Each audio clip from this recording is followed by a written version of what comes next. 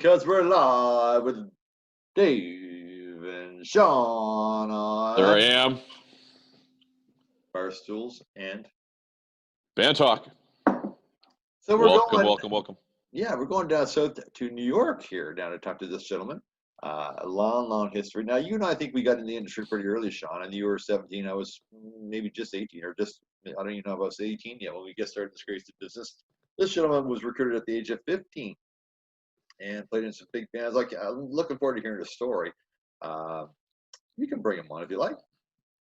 Well, and I think, and he might be able to correct me, but I do believe I opened for him when he was in the Spoons, if I'm not mistaken. I could be wrong, but we can cover that.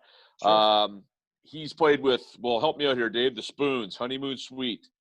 He's been playing down in the States for years. Doing a lot of musical theater. He was involved with Mamma Mia, involved with another musical called Once. Anyhow, we're gonna let him tell the story, but he's been in New York City now for 20 years, but originally from, I'm gonna say, Ontario. We'll get all that stuff out of him. So let's bring him on and hear his story, because we're kind of guessing right now. So we want to have all our facts correct. We're like that. Well, who is he? Rob Preuss. I'm so sorry, Rob Preuss. Exit stage left. There he is, Rob Preuss. We had such an intro and we didn't even say who you were. It's a big story, everything you did, everything you ever accomplished, and I forget to say your name. Do I still look like Casper, or is it okay? No, you're looking fine there, sir. You're looking fine. Okay. We're doing the intro, and I could be wrong on this, but I do believe, did you play with the Spoons in Halifax sometime around 87, 88, or were you in Honeymoon Suite at that point? I was in Honeymoon Suite at that point, but I played with the Spoons. We played Halifax so many times, but that was between like 81 and I left the band at the end of 85. Okay. So. I had the opportunity to open for them. I think it was 88 in a band that I was in Halifax, and I couldn't remember if who was in it. I mean, Steve was the drummer, I do believe. Oh yeah, Steve Kendry drummed with them for a long time. That's right. Yeah. What was your band? Band was called Kid Wicket. Cool. Yeah. So it was a lot of fun. Our guitar player got grossly hammered on the Saturday night and made an ass of himself. But other than that, it was a good week, if I remember correctly. Amazing. That's cool. And do you remember what venue it was? It was the Palace. Oh, it was? Yeah. Cool. Yeah. God, I remember the very first time we ever came to Halifax with the Spoons, and it was must have been 1982. There used to be a club there called, I want to say Lucifer's, but I don't think it was Lucifer. Was it Lucifer's? Yeah. Yep. I came to Crazy Horse. They changed the name now, Rob, in 1986, I want to say, because the Pope was coming to Halifax, so they changed the name from to Lucille's. Oh my God. True story. We played there.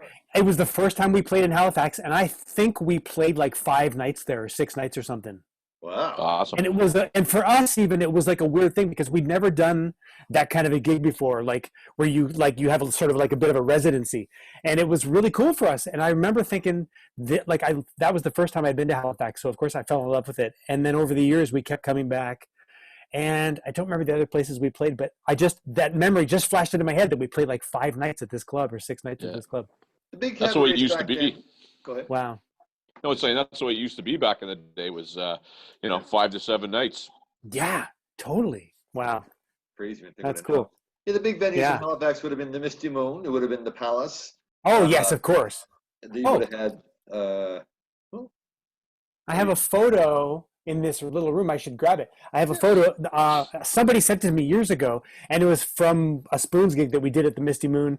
And the only reason I know it's the Misty Moon is because I used a keyboard that I don't normally use. It was a Yamaha electric grand piano. Oh, okay. Normally I would just play with a couple of synthesizers. And for some reason on this one Eastern tour, I decided to bring this piano with me. I think because we had released the song Romantic Traffic, and it had piano all over it. And I was like, let's bring this keyboard. And our roadies hated it because it was a big, heavy thing. And I have one photo of us at the Misty Moon, and it was like a really giant high stage, right? Oh yeah. And I remember that, and it's like me at this grand piano. It was very strange, but yeah, we played the Misty Moon. The last time I played in Halifax was with Honeymoon Suite. Probably was at the Metro Center or one of those. That's right. Places. Yep. Right, but had the AOR open up for you at that point, I think. Exactly. Yep. See, we know our research now, brother. Yeah. So Romantic Traffic, you didn't happen to have a writing credit on that, did you? Mm-hmm. I did indeed. Yep. Because they play it about 18 times in Halifax every day, so hopefully you're getting yours, my friend. Get a few pennies every time it plays. It's funny. Like I co-wrote not a lot of songs with the Spoons, but that was fortunately one of the ones that I co-wrote, and it still after all these years gets on all the retro hours and all those it's the '80s flashback, and it keeps getting played. So they play that one. They play Tell No Lies quite a bit. Yeah, Arias and Symphonies, so play that a lot. Yeah. So anyway, it's great that music is still being played, right? I know. And it's funny that Aldo Hart, like Aldo Hart, is that the one? Nova Hart. Nova Hart, sorry, yeah. Aldo Nova. I was going to say the same Nova Hart. It was good. The research fizzles out. But it's true. Like it's funny. Like as time goes on and as we look back on that era of music, I feel like it's really cool to listen to all the stuff that was being made, and it's neat to think, well, it sort of sounds timeless in a way now. Like, of course, it's so long ago, but for us, because we were all growing up making the music, listening to the music, but we can still listen to it and appreciate it for what it is, especially when you don't look at videos and things. I find we were so caught up in the visuals at a certain point, but in the beginning of it all, we were just wanting to make good sounding records, and then everybody got caught up in making the videos and all that stuff as well. But the music on its own really still stands up, I think. So. Brother, you had some head of hair, though. You know what? You sure did have some head of hair. God. I sure did. I went through it all, and I loved it. It was ridiculous. But, yeah, I know. So you're a Canadian boy living in Queens, New York. We covered that. So what part of the world did you grow up in? I grew up in Burlington, Ontario. So I was born and raised in Burlington, went to school in Burlington, and started my musical life there with piano lessons and joining bands when I was 10 years old, and joined the Spoons when I was 15. That's crazy. And it just kept going. Yeah. So you were playing in the bars at 15. Now, Sean and I talked about this, and we thought we got started pretty early. He was 17. I was almost 18. And our first gig was at the Palace in Halifax. And that's cool. Kind of how we got started. But you were 15, so you were still been in high school. I was in grade 11, I believe. And we just actually celebrated our 40th the 40th anniversary of my first gig with the Spoons was December 8th. It was the night that John Lennon was killed. Oh, wow. And that was my first. It's weird that I sort of put this like karmic spin on my life that, in the bigger picture, I think it's such a weird, sad occasion that everybody talks about that date. But in my world, I'm like, for me, it was like a celebration because it was my first time playing at a professional club in Toronto with the band, So do you remember what room the very first venue that you played was? Yes, it was a club in Toronto called The Edge.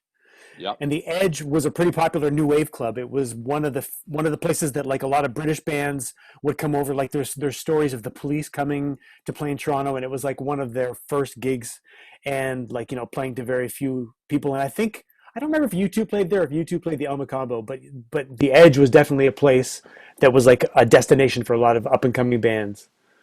So for us, it was a really cool thing because for us, it was like it was like the alternative scene to be the new wavers. Right.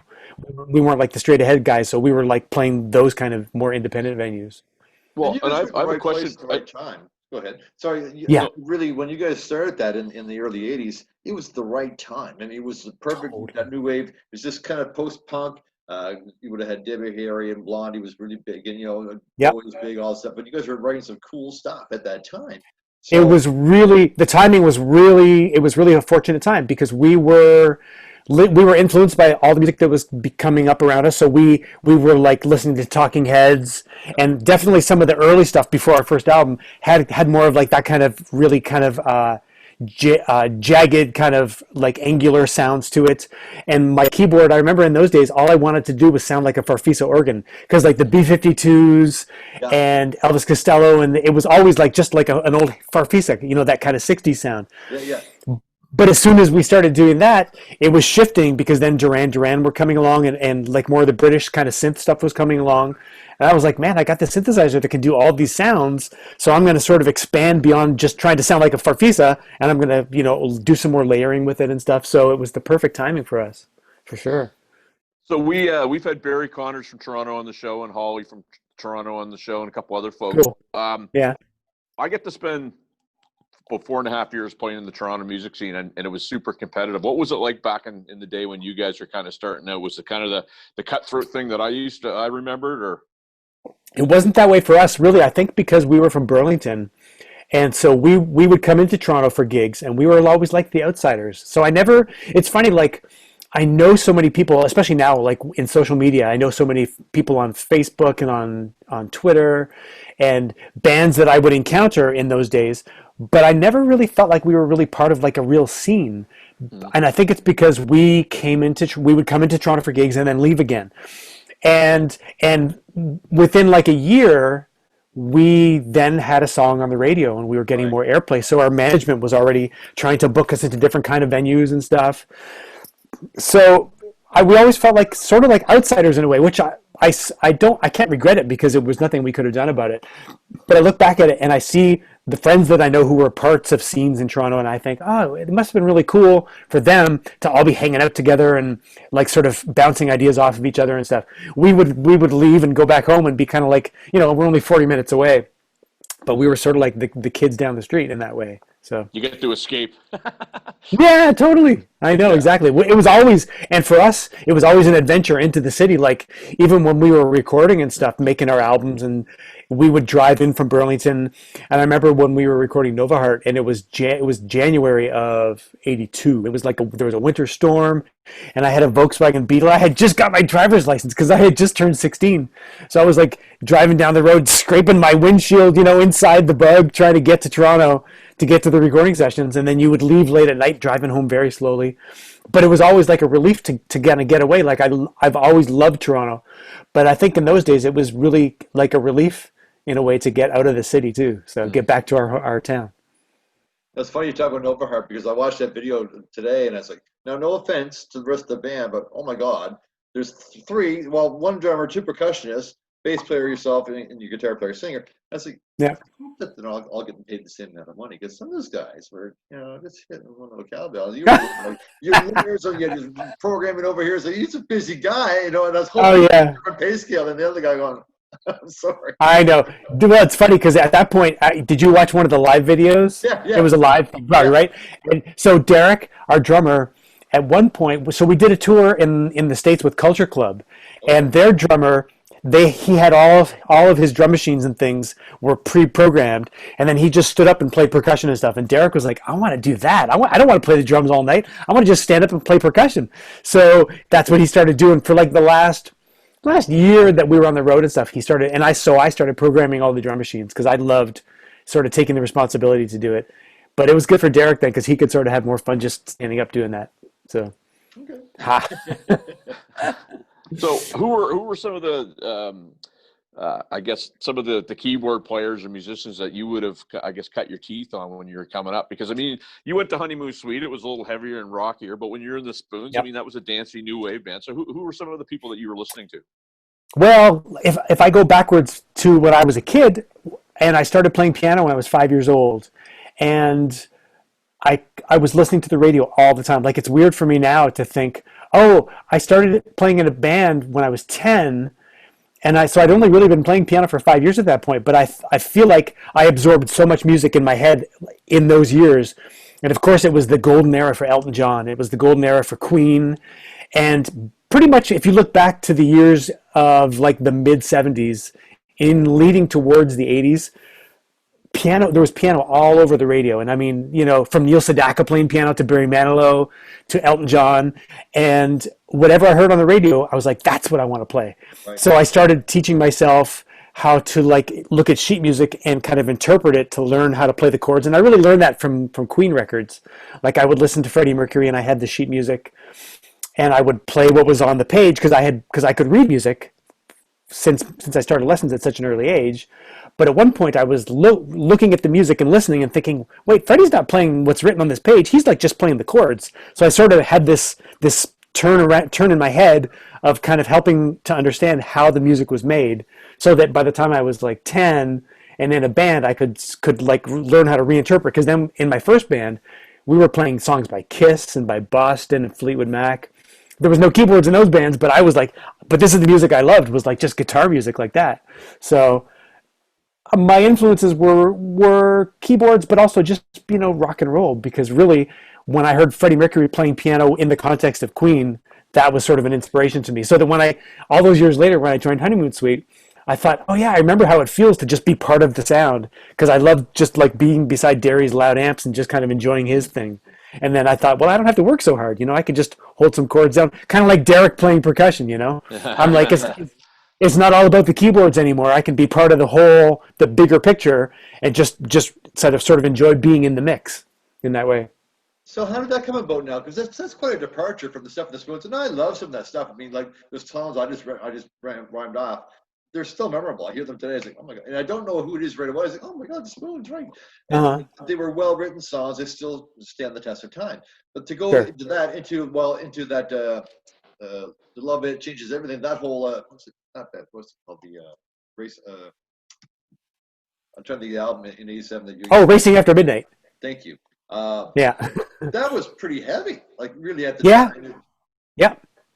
I loved it. I mean, that's the thing. Like, so when I left the Spoons, I didn't really have a real plan. I'd been in the band for 5 years at that point, and I was getting like a little bored. I had like what I would call a 20-year-old midlife crisis, because I had been in the band since I was 15, and then I turned 20, and I was like, I don't know, maybe there's something else I want to do, but I don't really know what it is. And I sort of got it in my mind that I just needed to leave the band to know what else I could do. Like I couldn't sort of like, some guys are in bands and then they do solo records or whatever, but I felt like it was going to be a more positive thing for me to just get out of the band. So I thought, okay, I left the band. I had started writing some songs on my own, and I did some recordings and stuff on my own. But I was still a little bit sort of just, going with the flow and not really sure what it was going to be. And like about 9 months later, I got the call to audition for Honeymoon Suite. And I knew a guy who was one of their managers, and I had met the guys very briefly at one of their gigs. So I sort of knew who they were. Of course, I knew who they were because I heard them all over the radio, and I loved all their songs. And so when I got the call to audition, I kind of thought, well, that might be actually, since I really wasn't doing much else, I thought this might be like a fun sort of a turn in my career, because it wasn't really a career. It was just me trying to figure out what I wanted to do. And I thought, well, I got nothing else to do, so I'll learn these songs for the audition. And their tour manager called me, and he said, okay, here's a list of like 13 songs that they're playing on the tour these days. So learn like 4 or 5 songs for the audition, and then we'll see what happens. So I kind of got it in my head, and I thought, I really want to show these guys that I'm serious about it. So I learned all the songs on the list. So I had my keyboard set up in my parents' basement, and I like programmed them over a weekend really, really quickly, and made these little charts to learn the songs, and just like, did my best to learn them. And then when I got to the audition, they said, okay, what songs did you learn? And I said, well, I basically learned them all. So just like, call them out. So we ended up playing for a couple hours. And I think they were impressed that I had spent the extra time to learn all the songs to show them that I was really serious about it. And then like 4 days later, because they were kind of in the middle of a tour, and I think they wanted to do the audition and kind of make a fast decision to get back on the road. So it was like less than a week later, my first gig with them was in Kansas City opening for Journey. Wow. It was crazy. In like this giant hockey arena. So, it was like jumping onto a moving train, because then all the roadies and all the guys on the crew, they got my stuff together, and they put my stuff into these road cases, and they picked it all up and moved it away. And before I knew it, I was like, okay, here's the tour manager calling with my itinerary, and you're going to be flying on this day, and you're going here. And basically that was my life for like the next couple of years, because it was like a well-oiled moving machine. But it was great to become a part of it, and then be able to be part of the songwriting team, and just be able to make decisions with it all and stuff. So it was really cool. That's awesome. Yeah. So just to bounce back quickly before we cover the Honeymoon Suite stuff, a question I've always had for a keyboard player that came up in your era. Yeah. I've had the opportunity to open for some bands where I thought, you know what, that keyboard player probably wasn't that good. Then I saw them, and they were very good, but they didn't necessarily always get to play all their stuff that you learn, like you were talking about learning piano and whatnot. Did you find maybe sometimes that you maybe were shortchanged, or maybe you'd have to practice because you wanted the chops to stay up because you weren't maybe playing all the stuff that you would normally like to play? That's a good question. but it's a good question because I think that early on in the spoons era, like in the so say well for me as as a 15-year-old, I already knew that I was kind of like living two lives in a way because I had studied classical piano since I was 5 years old, and I would go to my teacher, and I was very diligent going to her with. I was studying the Royal Conservatory curriculum. You have the graded program where you study the piano and then you take an exam and you study theory and then you go to the next grade and eventually you get to like university level kind of piano stuff. And I loved it. I mean, it was like just second nature to me to study and practice regularly and learn all these pieces of music and my scales and all that stuff. But then I would go home from my lessons and I would like play Elton John and play Queen and whatever. So I kind of got it in my mind that it was two parts of my interest, that I loved studying, but I loved being like sort of like a freeform guy on my own. So being in the bands never felt like a compromise to me because I always came back home and practiced for my teacher. Up until like we even did our first couple of Spoons albums and I was still taking piano lessons as well. And I remember at one point going to my teacher and I brought a cassette of our second album, of our second Spoons album. And I was kind of like embarrassed, like to say, oh yeah, I've been doing this. I felt like I was cheating on her. Like I'm not, I'm not spending all my time practicing Beethoven and practicing my scales and stuff. I'm like in this band doing this stuff. And I took her our second album. We'd already been on the radio and stuff. And she's like, oh, that's really nice. She didn't really care. But I learned that it was cool for me to have those halves because I was able to then bring a lot of my knowledge from my piano classes into the band, because then I had, when Gord would show me a new song or we'd be working on song ideas, I could sort of help like with ideas for chord progressions and how to get to a new key and all that kind of stuff. And I did that with Honeymoon Suite as well. So I was always happy to like have less to do than. I never considered myself in the band like a piano player, because even though I would practice Chopin and practice Beethoven and stuff, with the Spoons, my keyboard would only play four notes. Like in the early days of polyphonic synthesizers, my keyboard was an advanced keyboard that would only play four notes. So I had to choose the four notes I was going to play. Right. And it was like instant arranging in a way, because I thought, well, I can't think of it like a piano. So right away, I'm like, usually I was just playing with one hand, and it was rare for me to ever play two-handed because I could only play four notes anyways. So. Well, and I'm glad we brought that up, because I mean, I had no idea that you practiced or studied to that depth. I mean, you were just Rob, the cool ass looking rock guy in every band that you played. But right. I mean, you could sit down and shred, and a lot of guys probably never really knew that. A lot of people never really knew that. Yeah, well, it's true. Well, it's weird because I look back now and I think of all the music that I didn't listen to growing up, like progressive music, like let's say. I never really got heavily into like Yes or Genesis or any of the bands that had like super great keyboard players. I danced around it a little bit because I would read these keyboard magazines and these music magazines and I loved reading interviews with Rick Wakeman and Keith Emerson, and I loved reading about all the keyboards they had. But the music never interested me that much. I think because I grew up listening to the AM radio, whatever was on the top 40 is all I really wanted to listen to and all I wanted to play. But I had one or two Yes albums and one or two Genesis albums and one or two. I had ELP Works, and I would listen to it. And technically, like I listen to it now, and I'm so blown away. And I think, oh, if I had been a different kind of a keyboard player, I probably would have been way more into like being technically show-offy in a way, But I was happier to like just hold chords and play melodies and do that kind of stuff. So I always appreciated the more simpler aspects of it all. But as I've grown up and as the years have gone on, I look back at that music and I'm still inspired by it, because I feel like I'm still learning about Rick Wakeman. And just this morning I was listening to the one Yes album I owned was Going for the One, which came out in '77. Okay. And I still love that album so much. And I listen to it now and I hear it in a different way than I did when I was 12 years old, because I think, oh, at that time, it was just like washing over me. Like the synthesizers and the sound of the keyboards was so cool, but I can listen to it now and I kind of understand it in a whole new way. But maybe if I'd understood it better back then, it would have made me a better musician as well. Who knows? You were right in the middle of it though too. Gosh, Rob, I mean, like at that time, like you had to create your own sounds. It wasn't the case. You didn't have samplers back then. And I was playing keyboards early on too, and I had a a DX5. My drummer talked Oh to me. yeah. It's like two DX7s. It's really awesome. It's like, but at the Oh same my time, God. the Korg M1 came out. I was like, I kind of like the sound of this Korg. It's like it had the breathy sound. It had the stuff that you guys were doing. It's like, I think, no, this is like two DX7s. It's much better. But oh my gosh, like all the Atari cartridges get the same in there. But Oh yeah. You had a DX5? oh yeah. Wow. $600 it cost me. Oh my God. That's a rare thing too, right? Like I remember that keyboard, and I don't even remember if I ever actually saw one in real life, but I always saw pictures of it. That's amazing. The FO5, the Family Organ 5. That's what the Wow. Oh my It was God. 88 keys, so it was full keys. It was full key. Yeah. Big and heavy, whatever. But it Wow. wasn't the sounds. It was not easy to use, and that's my question to you. Yeah. You were right in the heat of that stuff. You had to create your own sounds, especially when you're writing music.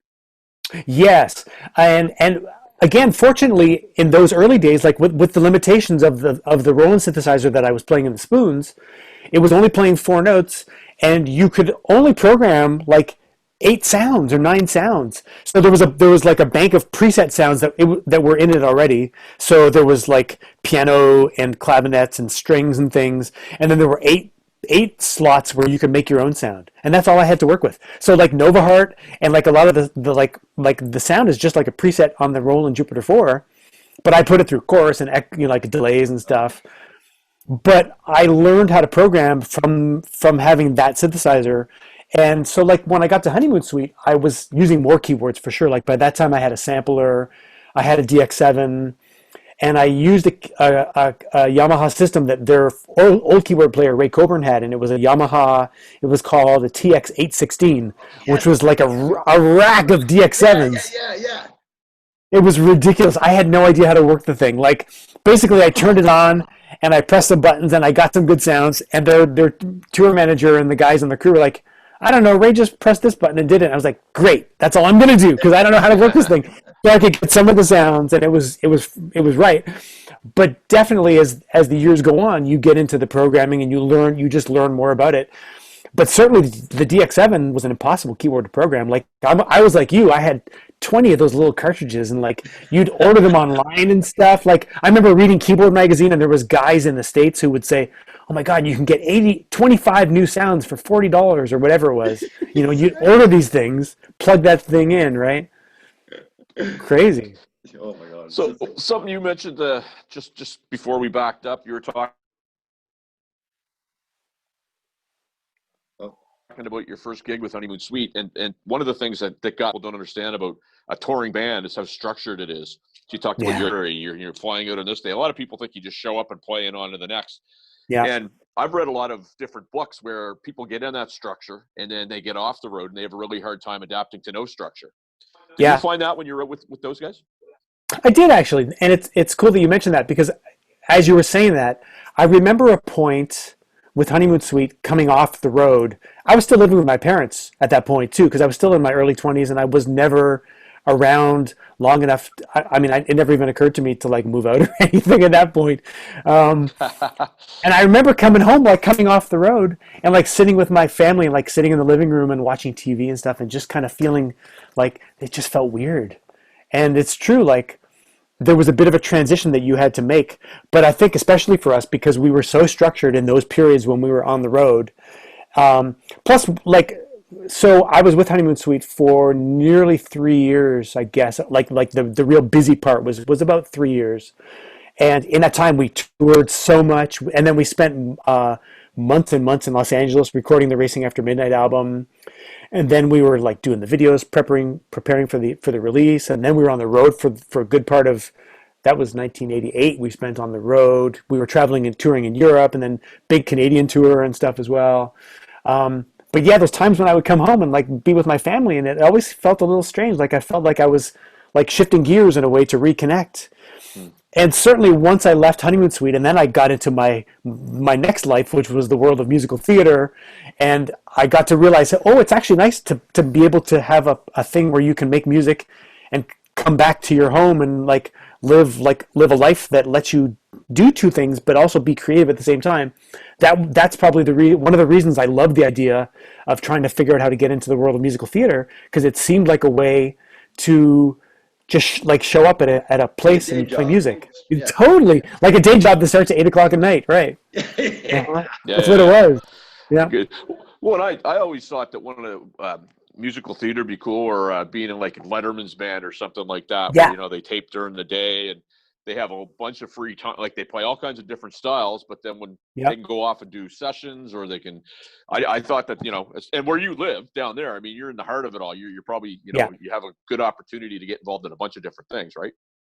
Well, I do in some ways, but I was working. So like I moved down here because I was involved with the musical Mamma Mia, and I started with that show in Toronto, and I did the show for like a year in Toronto, and then I was on the road in the west coast of the States, and then they asked me to come to New York with the show, and I couldn't say no. I was like, sure, I'd love to go to New York and have a job to be part of this show, because the buzz around the show at that time, this is like almost 20 years ago, but the show was like a huge thing that everybody was so excited about, because it was like reminding people of the songs of ABBA and how great their songs were, and the show had a good buzz around it. So it was really an exciting time.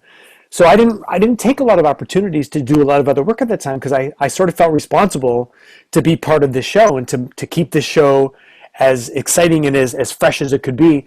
But I certainly felt fortunate to be able to be living in New York, doing a show. And I mean, when you talk about doing a show, you're doing 8 shows a week. So we had, 6 nights and 2 matinees every week. But it afforded me the chance to live in New York and like sort of take in all the stuff that New York has to offer as well, in terms of just living here and like seeing concerts and just like kind of being like a perpetual tourist in a way. So What was your role? What's your role in the Mamma Mia? Like, what was your job? What was your title there? it was originally it was associate musical director.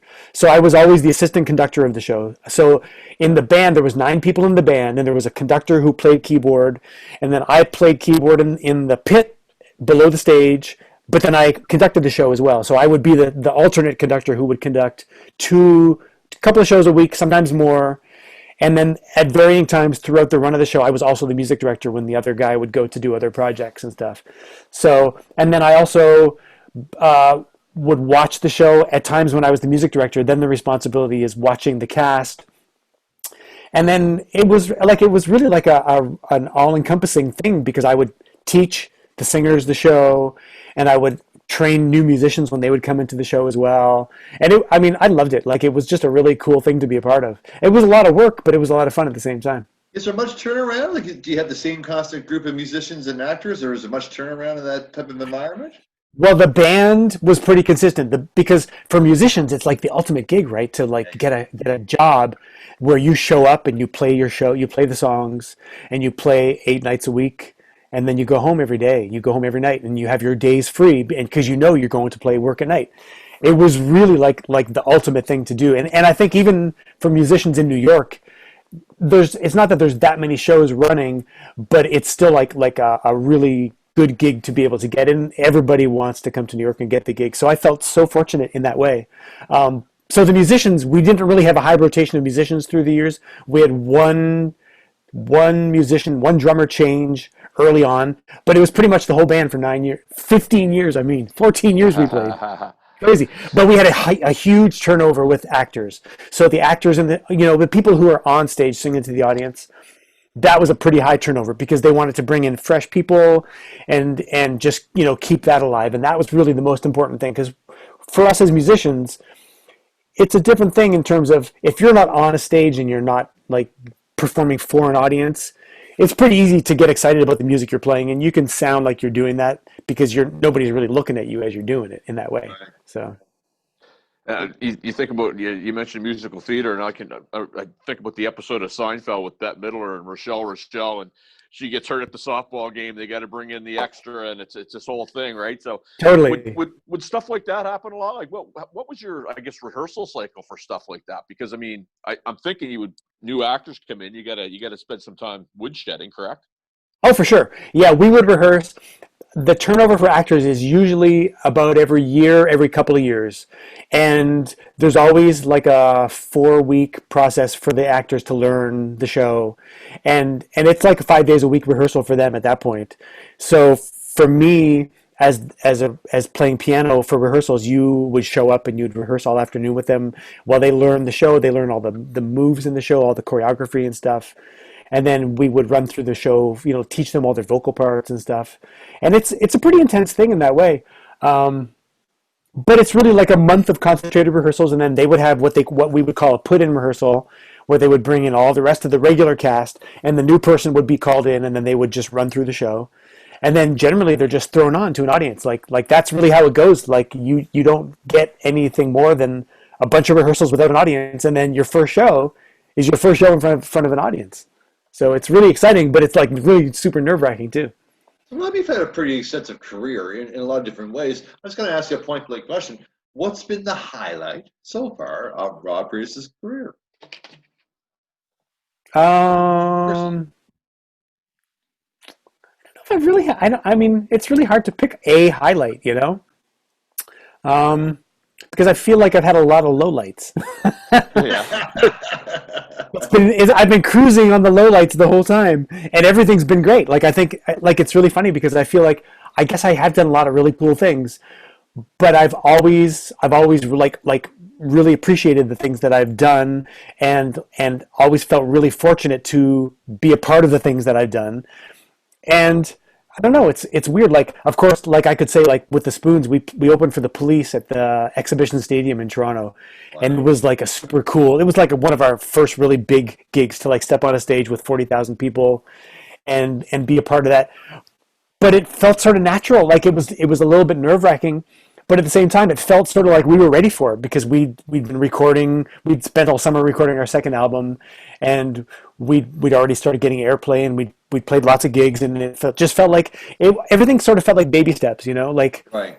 Like every time the manager would come and say, "Okay, you're going to do this thing. This is a really lucky thing that we're going to be doing," and we would always like take a deep breath and feel like, "Okay, I guess we're ready for that."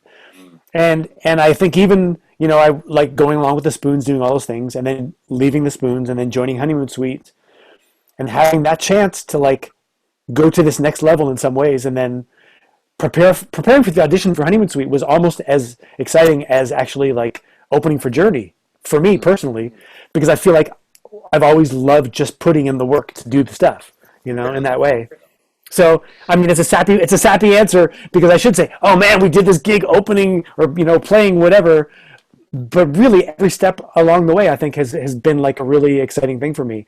Maybe I'm like I love that answer. Why? Because you're the first person that we've talked to. We've done over 120 interviews, and it's something I always knew, but a lot of people say, I was just lucky. I was just lucky. Now, you were fortunate to be in the right place at the right time.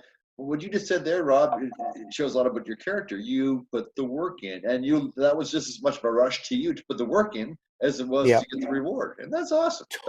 Totally. Well, really, it's true because like I feel like I always try to tap into how it felt to be a kid listening to music.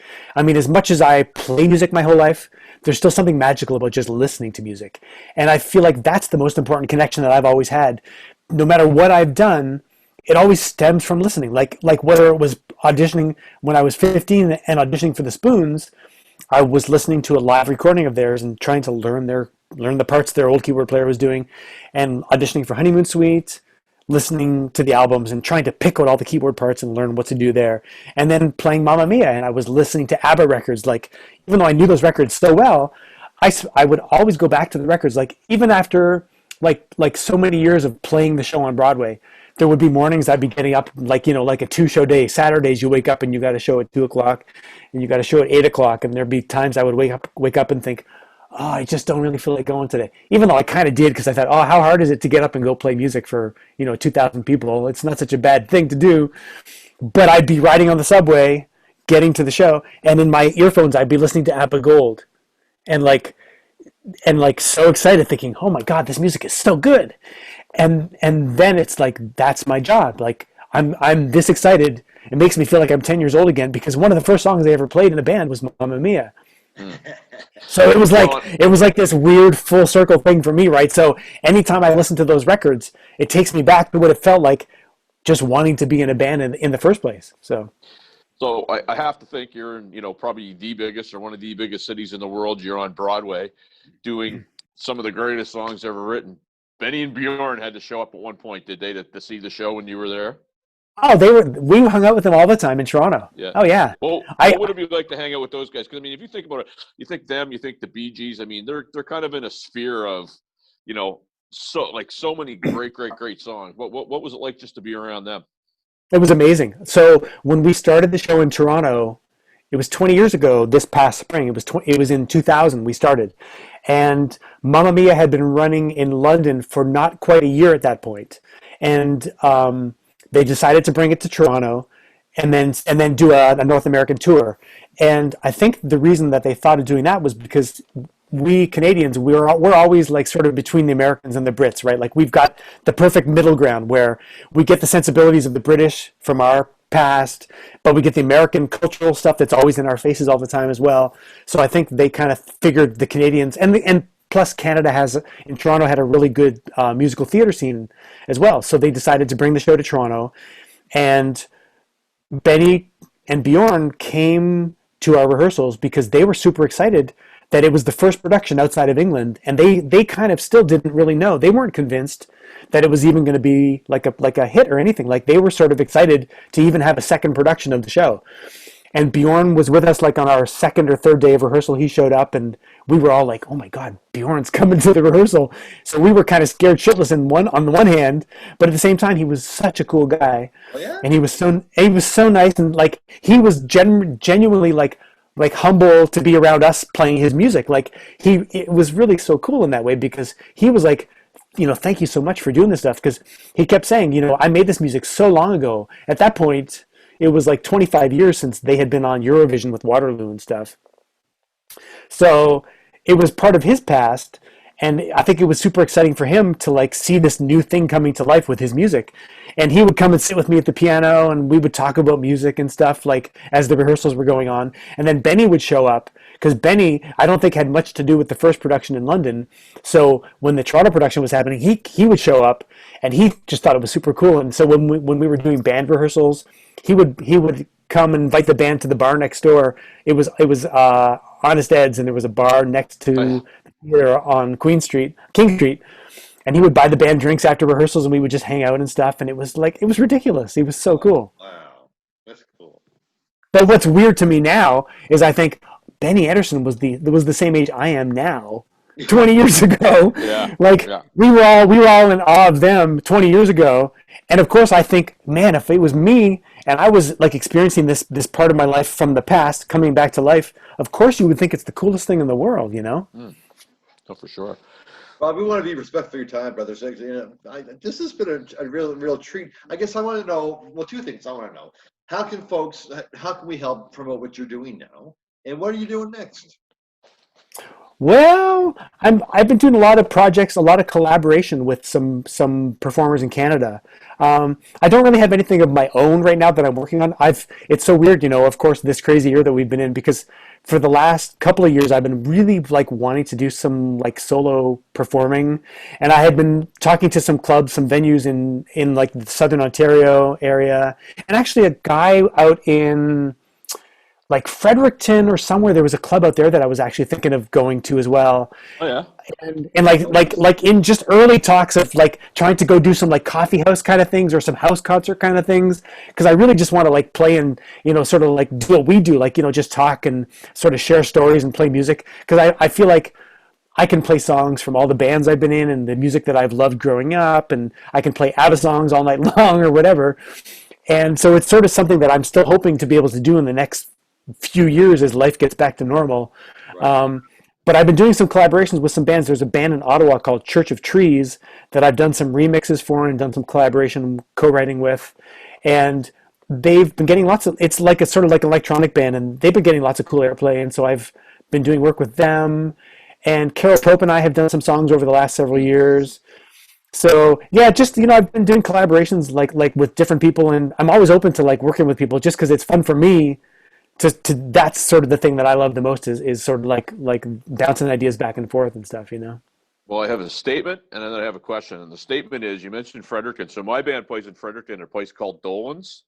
Yeah. Sometimes our keyboard player can't make it. So the next time our keyboard player can't make it, I would call me. you to be there. Yeah, you'd have a lot of fun. I would love it. You have to It's I would quarantine for love 2 it. weeks, so. I know. That's the thing. I want to wait till all that quarantine crap is over, right? Because Yeah. you want to just be able to go and do stuff. But Yeah. I know it's crazy. Like I really feel bad about that, but hopefully Well, it's funny. sometime soon. The guy that owns the bar there, Barry Hughes is his name. He always asks us when we're there, have you been to the farmer's market? I've not been to the farmer's market once. Really? And it's incredible. But my question is, if you could kind of explain to everybody, with everything that's going down right now with the stoppages and, nobody working, what does it mean to you? What does it mean to the industry? Because when we get somebody that's doing what you're doing and they can explain it and have people understand, I think it's very important. Sure. It's a hard time for everybody, but especially musicians, right? Like I saw a report recently which talked about the New York area, and people are always talking about, the losses, like the financial losses from shutdowns and things. And it's weird because you think of the Broadway community, and it really is a community. It's not a very large community, but there's a lot of people employed. But when you look at New York City and you look at the peripheral income that comes in from people coming to see shows, coming to see whatever's happening here, you've got the money that people are spending going to restaurants and hotels and things. And there's the snowball effect from everything that goes on. And I think the music industry is it's like that everywhere. I mean, in every town, if you've got venues and bars and restaurants and clubs where people are going to see music, when the music is not happening, everything else that's around that is not happening as well. And it's a terrible thing. And I honestly don't even know how people are managing to go on with the things that they do, especially if they had counted on making music as a career. Like for me working in New York, I haven't worked on a show. Like Mamma Mia closed 5 years ago. And I've done a little bit of work on some other shows over the years, but it hasn't been my main concern. So my wife and I have a program, and we teach kids here in Queens. We've done a musical theater program for the last several years where we go to public schools and we have some programs that we go in for a short period of time, and we're trying to teach kids and inspire the kids to want to learn singing and stuff. And we actually go in with some programs doing Beatles songs. It's always been like a dream of mine to like keep the history of pop music alive. And I thought, man, the Beatles, like kids today, they need to know about the Beatles. So we had just started doing this thing in the last couple of years, going in with kids in like grade 4 and grade 5 kids. And we would go and teach them songs, and it's unbelievable to see kids.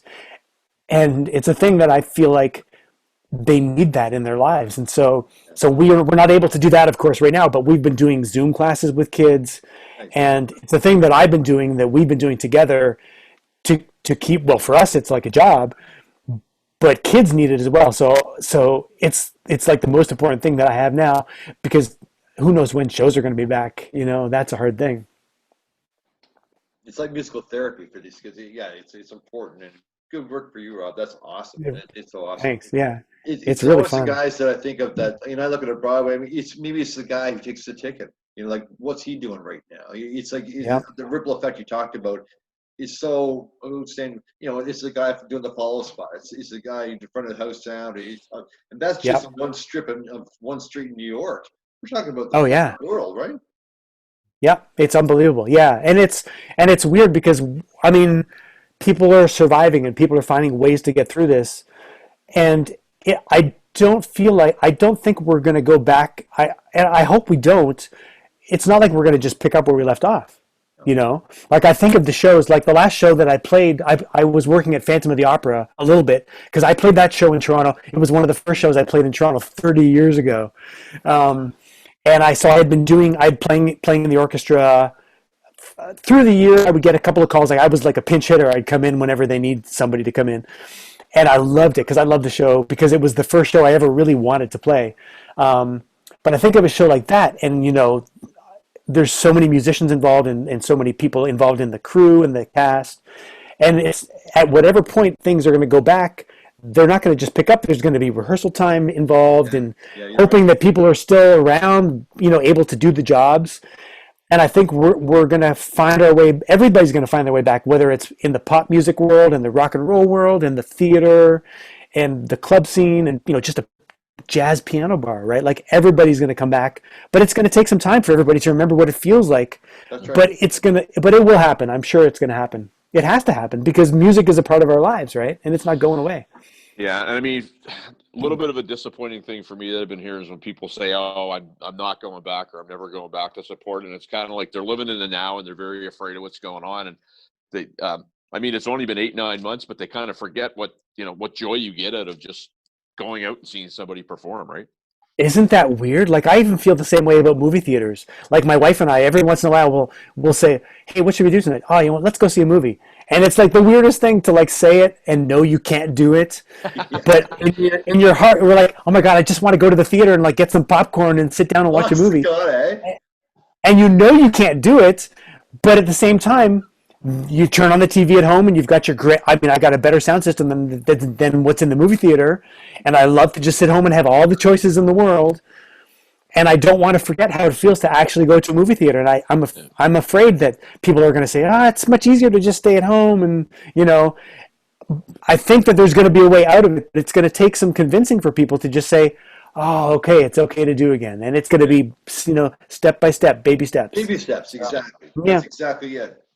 Yeah. I'm gonna call. Maybe it's gonna take. Prius. That's what your segment's gonna be. Totally. Baby steps with Rob Prius. It's a good idea, but because I was more interested in doing like house concerts and like things where people show up in a venue with like 20 people or 30 people, and I think maybe it's even going to take a thing like that, like whether it's a club or a small place, and let's just get together and oh my god, okay, everybody on the count of 3, take your masks off and say it's okay. We're going to survive. We can do it. Whatever it's, a bubble. We're a bubble. We're a bubble.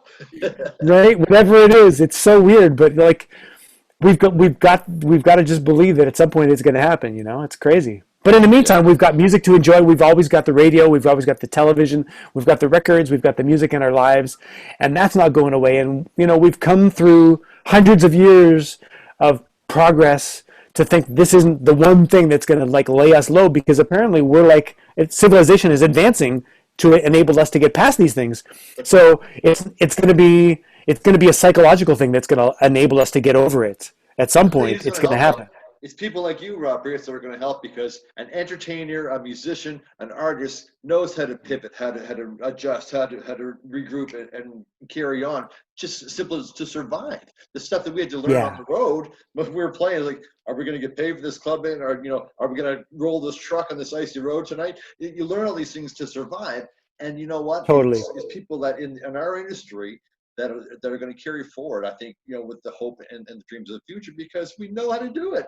Just go this way. It's no big deal, right? It's true, and it's almost like it's going to be like a bit of a weeding out of the unnecessary wastes of time in a way. Only this is a waste of time that if you don't have the incentive or the inspiration to go and do it no matter what is at stake, then maybe you're not meant to do it. Yeah. And there's nothing wrong with that, because there's lots of people who are happy to play music at home and say, well, I don't expect to make a career out of it. It doesn't matter. And it really doesn't matter, because music is music, and you could sit at home and be happy just playing music on your own and not expect to become like rich and famous or anything like that, because that's not the ultimate fulfillment for doing it anyways. And I feel like if there's people in the music industry or in the musical theater world, people have to leave to like find other ways to survive. And it's a dream to perform. But if you're going to do it, you're going to find a way to do it. Whenever we're all able to do it again, people will come back and people will find their way back. And it's really it's sort of like what's the Muppet song from Kermit the Frog? It's the lovers, the dreamers, and me. Yeah. You know what I mean? Like, really, you got to be. They call it. It's like George Carlin used to make that joke about America and say they call it the American dream because you've got to be asleep to believe it. And really, the entertainment business is like that, because it's an entertainment business, but you gotta be willing to not really care so much about the successful side of it as much as the just making it side, because if you're not honest about what you're doing, people are going to know, and people are going to sense that from you anyways. Absolutely. So crazy. We're like you said, we want to be respectful of your time, and we're going to wrap here. Oh, you can go off and do you can wrap. You can do. But I'm happy to do whatever, because I love talking to you guys, and you're asking good questions, and I feel like the only episode of your show that I saw before we got together was the talk with Ken Tobias, and it was amazing. Oh yeah, no, he was fantastic. He was amazing. Well, what I think though, and I mean, and you're further proof of this, is that one of the things that the show's been doing is showing people that musicians aren't all dumb partier. You know, we're articulate, we're smart, we're songwriters. We do a ton of different things. We have a ton of different interests. Your answer about just getting back to playing music for the love of music, I think, was one that a lot of people had to hear. I think it's very important, and you just nailed it at all points. So thank you for that. Thanks. It's really important because I feel like that's, like I said, for me, the reconnection always comes back to listening. Like when I listen to music from my childhood, it's like it revitalizes me. And I like sometimes I have an app on my phone which will play old Casey Kasem American Top 40 countdowns, and oh my God, I get trapped listening to those things because depending on what year it is and whatever year in my life, I'm like, oh my God, every one of these songs makes me so happy, and I just want to listen to them, and it's the best feeling. And then it makes me want to go play the piano and just like sit down and like try to learn some of the songs or whatever. But I really feel like that's a connection that even we as musicians need to keep making, is just listening to music. I mean, we can practice scales, we can practice the songs that we know, or we can work on songs. But sometimes it's good to just like not have so much ambition and just like, I'm gonna just like play this song that I loved when I was 15 years old or 10 years old or whatever. You just you brought a. Go ahead. No, you just brought a point. The singer in my band, we were driving back from Fredericton, and he puts on the theme to Welcome Back, Kotter. So we're sitting there grooving along, John Sebastian, and Kyle says to me, he goes, I remember coming home from school and my mother making me a snack before I went to go play guitar, and we're sitting there, and I was like, I remember all this stuff too. And it's funny how music just triggers those things that you need. That we had Russell Javers on the show from Billy Joel's band. He nailed it for me. He said, why is it that the arts is always the first thing that's cut in schools? Yeah, right? I know. It's probably the most important. Yeah, absolutely. I know it's the weirdest. Like we will never understand it because we as artists know how important it is, and I will never understand it. And I feel like that's one of the reasons that have always been so adamant in my neighborhood of like getting to the schools, because I love to see the kids and knowing that there's not like a regular music program for them. I'm like, I know what it feels like to be 5 years old or 6 years old or 7 years old. And for me, like at that time in my life, listening to the radio was all I did, and it coincided with me starting to play the piano. And I didn't quite put the two together yet, but certainly me making notes on the piano was related to me listening to the AM station that I loved. And I think kids today don't even know what that feels like because they're just streaming music, and they're playing video games, and they're listening to music very inconsequentially. Like it doesn't mean to them what it meant to us, because they have 10 million other things calling for their attention at the same time. So the chance to like be in front of them and say, listen to this Beatles song and let's all sing Yellow Submarine, and you're gonna love it. And then they do love it, and it's super cool. How many newspapers did you have to deliver? How many cars did you have to wash? How many gas pumps did you have to clean? Whatever it was to earn your income to go buy that album. You appreciate it, you put it on there, and it was part of you. That guy's job was to do one thing only, was to emote something to the audience. And the cool part is what you said, and Sean said it, and I feel it too. There'll be something that you hear and it triggers an emotion, and that's just good. They did their job. They get their point across via their music, or via their acting, or via their comedy show, whatever it was. They get their point across, and this is what's so sad for us right now, is that entertainers can't entertain.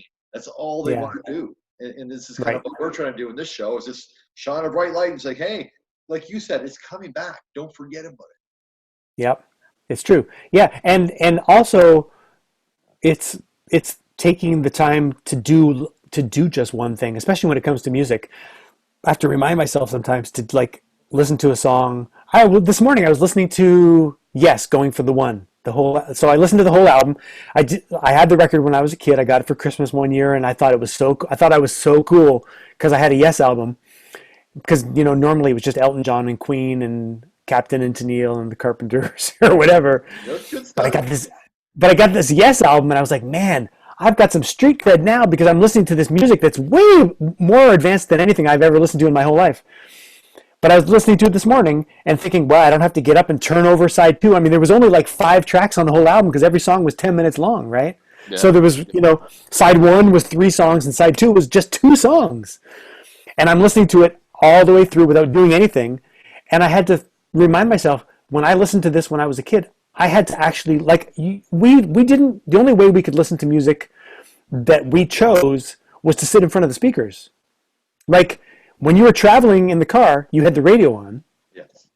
And you listened to what was on the radio, and whatever came up, you're like, okay, well, great. If I don't like it, I'm going to change the station. But other than that, I got no choice. 8-track player. So we just put the big 8-track in, Sure, you'd have an 8-track. But even before cassettes came along and we could make cassette tapes, in the early days, you would either record it off the radio, or there was no home systems. That was like far off in the future, right?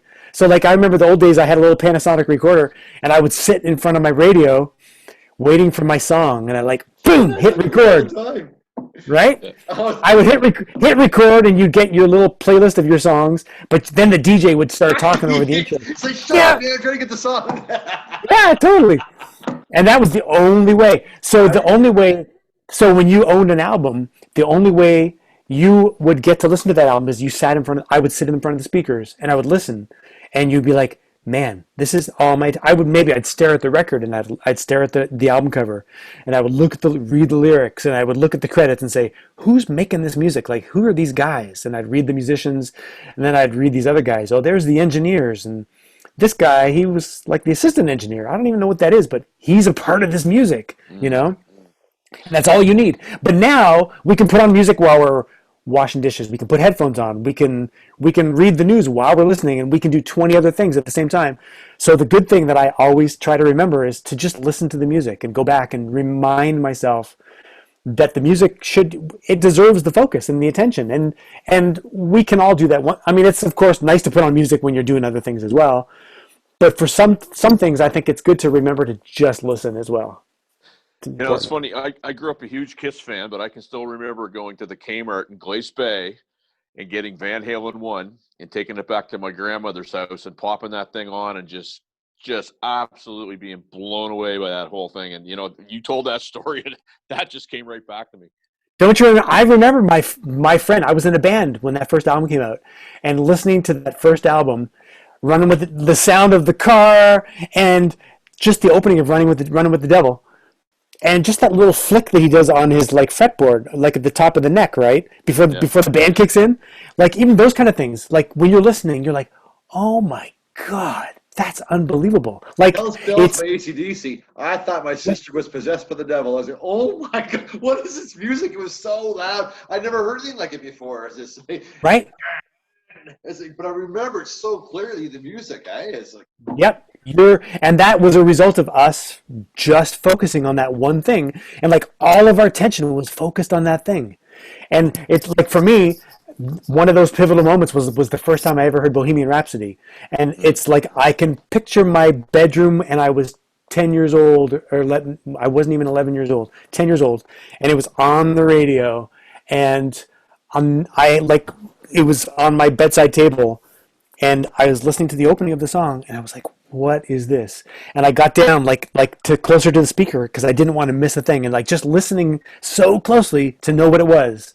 And it's that feeling that you never forget. So, I'm sure we all have that feeling of there's certain songs in your life, where you were the first time you heard them. Everybody knows where they were when they heard that JFK was killed. I mean, we don't know. I don't know but afterwards, when Elvis died, I know where I was when I heard when Elvis died, or with John Lennon, And I have songs in my life that do the exact same thing. It's fascinating how that works. Well, this has been great, man. I could talk to you all night. But again, we want to be. But you know what we should do, Sean? We should probably have Rob back for a part 2. Would you do that, Rob? Of course, anytime.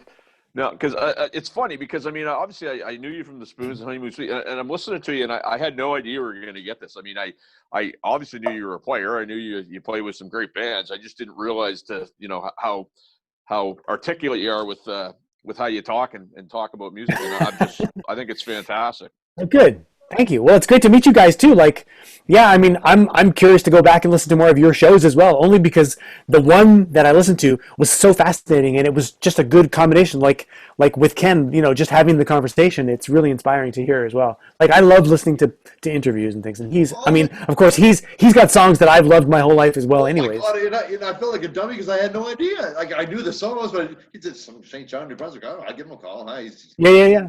I'm not sure who he is, right? I was like, Wow. you know the songs, obviously you know the songs, right? But I didn't put the two and two together. So Yeah, that's amazing. I will tell you one. Go ahead. No, I'll tell you one quick thing about Ken. So I'm not a big Facebook guy. I mean, this show's on Facebook and YouTube, but I'm very particular about accepting friend requests and whatnot. And, Yeah. I only got on Facebook last year, if you can believe it. But I sent a friend request to Ken, and he was over his 5,000 people. He sent me a message, and he said, "I'm very sorry. I'm going to get rid of somebody in the next day or two. Oh, wow. Accept it." And then he said, Wow. "The next time you're in St. John, let's go for a beer." And I was just like, what a cool dude, I tell you. Wow, that's amazing. Yeah. Wow. Well, He's got. it's just like if we were sitting in a bar, Rob, it would be you and I and Sean in a bar, just shooting the shit. We'd be talking about things that we used to do, what we're doing now, Yeah. what we have coming up, and that was what our whole idea was here when we started like this virtual Barstool and Bandtalk. This kind of what it was all about. And Well, it's funny. These are some of the things that I think we can say are good results of the weird year that we've had, because we've all been forced to learn new ways to connect and communicate. I did an interview with a guy last year who, God, I don't remember. He's American. He's got a podcast, and he's got a fantastic show. But he reached out to me because he travels a lot, and he was going to be in New York. And we got together and we hung out and like had a couple of drinks together sitting at a bar. And then we did the podcast interview over the phone. But, he said, well, I'm going to be in New York, so let's just get together and meet before we do the thing. Or was it like we got together right after we did the interview?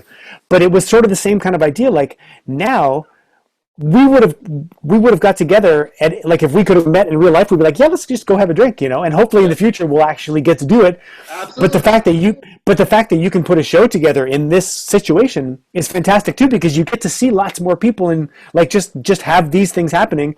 And I think it'll be nice to be able to merge this world back in with the world of actually seeing live music and stuff as well. Well, one of the interesting things too, and I remember you got me thinking. It's like we rehearse this. You say something that gets my brain going. But we interviewed Brian Vollmer from Helix. Oh, yeah. And at the time they had a song that was coming out. And Dave and I were about 45 minutes outside of town. We had to go and do something. So Brian's like, "Well, call me."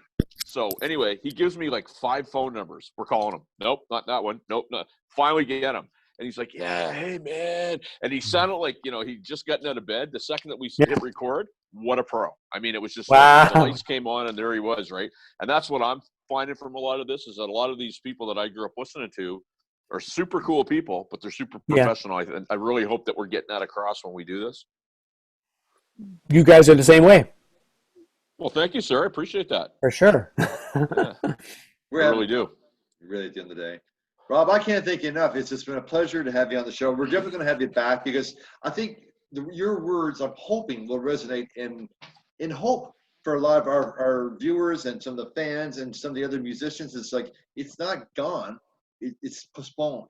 You know what I mean? That's all it is, right? So. Yep. And I wonder too, like for people able to share music that they're making online. Like, I mean, there's lots of people doing live streaming. I know people can get a bit overwhelmed with it all because if there's too many, nobody knows what to choose from anymore as well. But I feel like as long as people feel like they're happy within themselves making music, that's always the most important thing. And it's not the idea. It's almost like you got to like take away your goals in a way. Like the goal should be just to be making music and be satisfied making the music. And it's easy to say when you're doing it, but when you're wanting to reach for something else, it feels like, well, you can't attain it now because nobody's attaining anything right now. Like that's unfortunately, that's a sad reality that we're all facing, So we can all cut ourselves some slack and say, well, you can't do it right now anyway. So just hold out hope for the future, but make the music because you love to make it anyways. And that really should be all that matters. Baby steps. So Exactly. the last question that I have is the best way to get a hold of you through Facebook, because I want to actually, Rob, off camera connect with you. I very much enjoyed this chat, and I'd like to Sure. send Absolutely. you my contact info. Is that the best way to get a hold of you? Totally on Facebook. I mean, I'm a big fan of Facebook. I mean, I've reconnected and connected with lots of people on there, like colleagues, musicians I've not met but I've wanted to meet, but also like tons of fans of my bands, like people that I remember meeting when I was 17 years old. Like, because for me it was such an exciting time in my life. I think it was as exciting for me making the music as it was for the people who were coming to see us and who were buying our records, that I feel like we needed each other, because I was around the same age. Like, I was only a few years older, like when we were releasing our first songs, like Nova Heart, and I was only 16 years old when it was on the radio. So our fans were like my age. And to meet everybody now on Facebook and on Twitter and in that kind of way, it's just as exciting for me, I think, as it is for everybody else, because now I call our social media evolution, it's like the great equalizer, because we realize that we all need each other. And I did a thing where I made some music, and somebody else did a thing where they listened to the music and it meant a lot to them, but it meant a lot to me that it meant a lot to you at the same time. Well, and you know what? I just figured out we're already friends on Facebook, Rob, and I just sent you a message. So funny the way that it works. I think we did recently, right? Dave did, but I do remember connecting with you because again, not that I'm so hoity-toity, but I'm just super picky about who I accept and who I send messages to, and I just Sure. I want to connect. So I did connect with you, and Well, we're gonna stay in touch. connected. Yeah, And for sure. let's set up round two, because I think that'd be I so enjoyed this. This was great, man. Good. Rob, Thank you. it's It's been a great talking pleasure. to you guys. Thanks Yeah. for being on the show. We're going to get you back. I love I'll it. give you a quick show when I'm going to put out the video up. What we do is I record it to my hard drive and then I upload it a little bit later on. I might Amazing. show some pictures from your website to put on the Facebook thing. I'll give you a heads up about that too. Get all the big hair you can get. Get all. Look, we were all there. I was going to do my hair like yours tonight. I was going to do it, right? My hair, it's been up and down. It's so funny because I've like shaved it for years as well, like right down. And then this year I started growing it, and then I just cut it again recently. And I was bleaching it blonde, and I'm like letting the gray come in. And I'm like, I don't care anymore. It doesn't matter. Whatever happens, happens. I'm going through my Your third profile- midlife crisis right now. That's what I'm doing. So this is number 3 for me. So I love it. Love Your it. profile pic there, Rob, you got a little Beethoven look going on It's- there. I kind of like that. it was- That's cool. Well, it was just his birthday, right? He just had his 250th the beginning of the week, right. beginning of last week. Yep. Nice. Good Yep. stuff. You know what? Thanks so much for doing this. I have connected. We look forward to round 2. Stay well. Thank you, guys. And, You too.